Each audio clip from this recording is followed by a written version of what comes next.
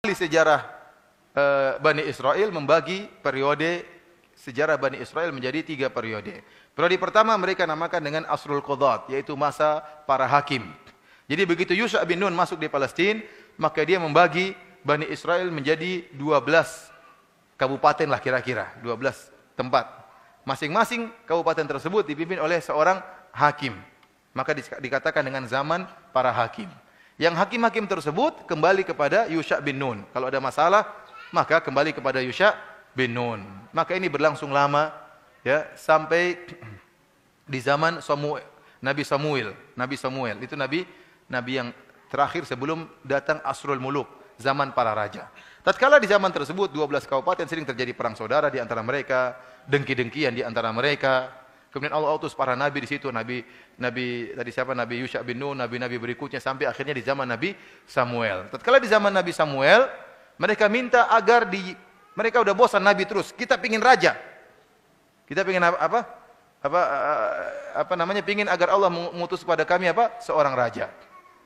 Maka Nabi disebut dalam Al-Qur'an ba'atsalakum Taluta malika. Akhirnya dikabulkan. Samuel berdoa kepada Allah agar diberikan raja bagi mereka. Mereka ingin ada raja, nuqatil fi sabilillah. Dengan raja tersebut kita berperang di jalan Allah Subhanahu wa taala. Karena banyak bangsa-bangsa sekitar situ dan mereka ingin menang. Maka Allah kirimkan Talut sebagai raja. Tatkala diutus Talut sebagai raja, mereka protes. Anna yakunu lahul mulku alaina wa nahnu ahaqqu bil mulki minhu wa lam yu'ta sa'atan minal mal. Bayangkan, sudah minta kepada Allah kirim raja, Allah tentukan si Talut yang jadi raja, mereka protes. Oh, enggak bisa kalau Talut jadi raja. Yang pilih siapa? Allah Subhanahu wa taala. Mereka protes dengan keputusan Allah. Kata mereka, dia enggak punya duit. Masa mau jadi raja? Raja harus punya duit. Kita punya harta lebih banyak daripada dia. Inna Allah astafahu alaikum wa zadahu basatan fil ilmi wal jism. Dibantah oleh Nabi Samuel dengan mengatakan bahwasanya Allah telah memilih Talut sebagai raja bagi kalian dan Allah telah berikan dia ilmu dan meskipun tidak punya duit tapi badannya tegar, kokoh, hebat dan dia punya ilmu. Maka pantas jadi raja. Talut ini dalam kitab Injil disebut dengan Shaul. Antum tidak akan dapat kalimat Talut, tapi mereka namanya Shaul. Terkadang namanya dirubah-rubah ya. Seperti Ibrahim jadi Abraham. Daud jadi David. Sulaiman jadi Solomon. Juleha jadi Julia. Di antaranya Talut menjadi Shaul. Inilah raja pertama mereka. Maka berubahlah periode para hakim berubah menjadi periode para raja. Mulailah raja-raja muncul tatkala itu. Ada nabi, ada raja. Ada nabi, ada raja. Ada nabi, ada raja. Nabi sendiri, raja sendiri. Ya. Mereka bosan kalau mimpin nabi, pinginnya raja. Sampai akhirnya ada nabi sekalian raja, yaitu Nabi Daud alaihissalam. Nabi Daud alaihi salam. Setelah Nabi Daud raja terakhir mereka Nabi Sulaiman alaihi salam. Mereka mencapai puncak kejayaan di zaman Nabi Sulaiman. Di zaman Nabi Sulaiman Nabi Sulaiman membangun Haikal Sulaiman. Apa Haikal Sulaiman? Posisinya di mana? Di Baitul Maqdis. Dibangunlah Haikal Sulaiman. Disitulah puncak kejayaan mereka. Namun para hadirin yang rahmati Allah Subhanahu wa taala, setelah Nabi Sulaiman meninggal, maka terjadilah perang saudara di antara mereka. Yang kemudian dikatakan oleh para ahli sejarah Yahudi, sejarawan Yahudi, mereka mengatakan maka masuk periode ketiga yang disebut Asr Inkisam Mamlakat Bani Israel. Zaman di mana terpecahnya kerajaan Yahudi. Terpecahlah menjadi 2. Ada 2 orang yang ribut.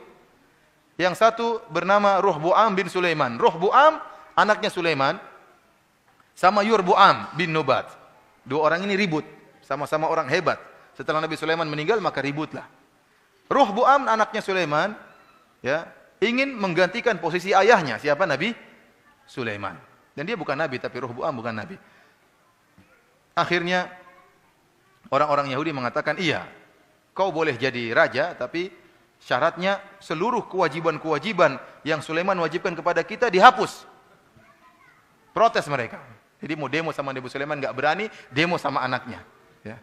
Boleh kau jadi raja, tapi semua hukum-hukum yang telah diwajibkan oleh Sulaiman tolong dihapus. Akhirnya Rohboam karena dia taat kepada ayahnya, dia tidak mau. Akhirnya dia pun bikin kerajaan sendiri. Kerajaan sendiri yaitu dari suku Yahuda dan suku Binyamin kalau tidak salah. 2 suku ini bergabung menjadi Daulat Yahuda. Inilah yang disebut dengan kerajaan Yahudi. Yahuda, namun orang-orang selain mereka mengucapkan jadi apa? Yahudi. Asalnya namanya Yehuda apa Yahuda, tapi dikenal akhirnya belakangan menjadi apa? Yahudi. Jadi dari dua suku. Suku apa tadi? Suku Benyamin sama suku Yahuda. Sementara 10 suku yang lainnya bergabung bersama Yurbuam bin Nubat, membuat kerajaan namanya Daulat Israel. Kerajaan Israel. Maka terpecahlah menjadi dua kerajaan. Setelah itu, setelah terpecah menjadi dua kerajaan, ya, maka sering terjadi perkelahian di antara mereka, dua kerajaan yang bersaudara ini. Saling berkelahi, kadang musuh-musuhan, kadang bekerja sama tatkala ada bangsa-bangsa lain yang ingin apa? Menyerang, mereka kerjasama. Terkadang mereka perang-perangan, terkadang mereka kerjasama. Dan ini ratusan tahun berlaku. Sampai akhirnya, datanglah suku-suku luar menghancurkan kerajaan Yahuda. Kemudian juga menghancurkan kerajaan Israel. Akhirnya mereka terusir dari apa? Dari Palestina. Kemudian datang, entah disebutkan dalam sejarah, pertama raja ini, kemudian raja ini, Raja Babel, Raja Bukhtanasar mengusir mereka, kemudian dia menghancurkan Haikal Sulaiman. Ya.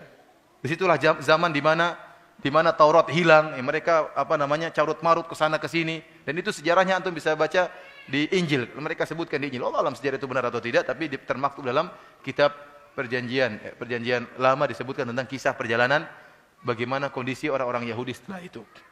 Kemudian akhirnya datang juga Farain Mesir. Datanglah orang Mesir menguasai apa? Menguasai Palestina. Ya. Kemudian datang lagi raja yang lain. Setelah mereka masuk ke situ Palestina, Mesir masuk ke Palestina, diusirlah orang-orang Yahudi. Kemudian datang lagi raja berikutnya dari Persia.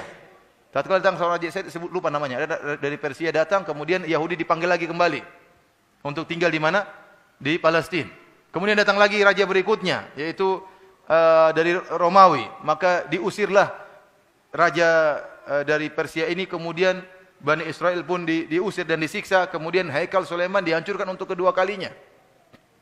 Tinggal satu tembok saja yang tidak dihancurkan, hanya diizinkan orang Yahudi untuk datang ke tembok tersebut setahun sekali. Yang sekarang dikatakan dengan apa? Tembok apa? Tembok tangisan, tembok apa? Ratapan, tembok ratapan. Itulah sisa dari Haikal Sulaiman yang masih tersisa. Yang lain semua sudah dihancurkan. Dari sini para hadirin rahmatillah subhanahu wa ta'ala, apa yang digembar-gemborkan di internet, bahwasanya ada seorang ilmuwan dari Indonesia yang mengatakan bahwasanya Haikal Sulaiman itu adalah Borobudur. Ini konyol yang paling parah ini. Ya, jadi katanya Haikal Sulaiman itu adalah Borobudur. Kita bilang enggak benar. Ditemukan kembali Haikal Sulaiman. Kalau itu Haikal Sulaiman, kalau itu Haikal Sulaiman, maka tentunya orang-orang Israel akan ke sini, ya.